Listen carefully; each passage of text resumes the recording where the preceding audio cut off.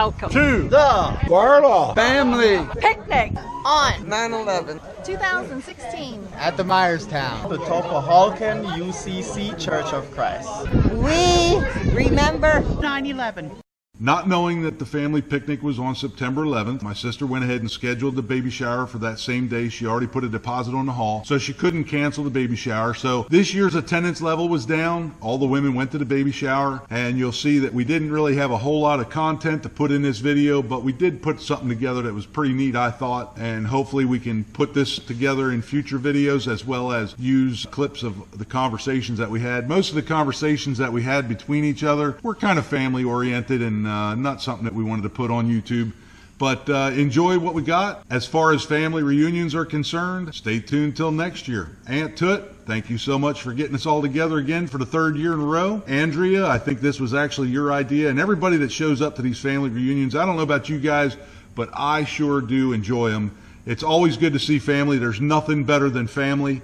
And when we haven't seen each other for years and years, and then finally Aunt Toot and Andrea gets us back together, and this is our third family picnic, so enjoy what I put together for you guys.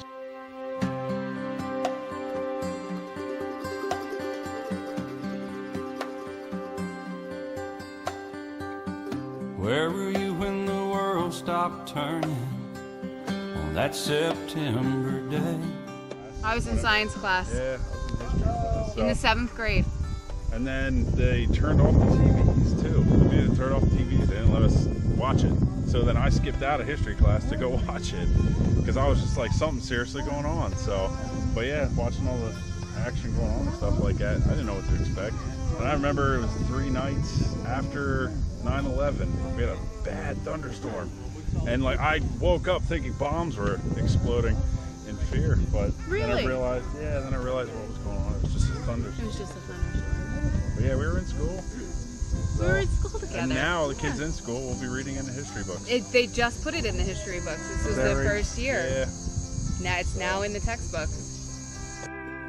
Well, I was sitting in art class, I think it was 7th grade, and our teacher, well actually the principal came over, the PA, and he's like, instructed all the teachers to, turn on the TV, put on the news, and they put it on, and I was young and naive, I had no idea what was going on. I saw the first tower in flames, and they were talking about the plane crashing into it, and I was like, okay, didn't quite grasp the situation. And then we saw another one hit, and everyone in our room, you just heard everyone's knuckles drop on these thick concrete tables we had.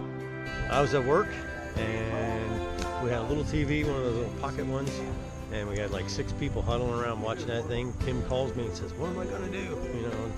So don't panic, this is New York, Washington, it's not gonna be Warnersville, they don't care about us. But yeah, I remember that day like it was yesterday, 15 years ago. Where were you when the world stopped turning on that September day?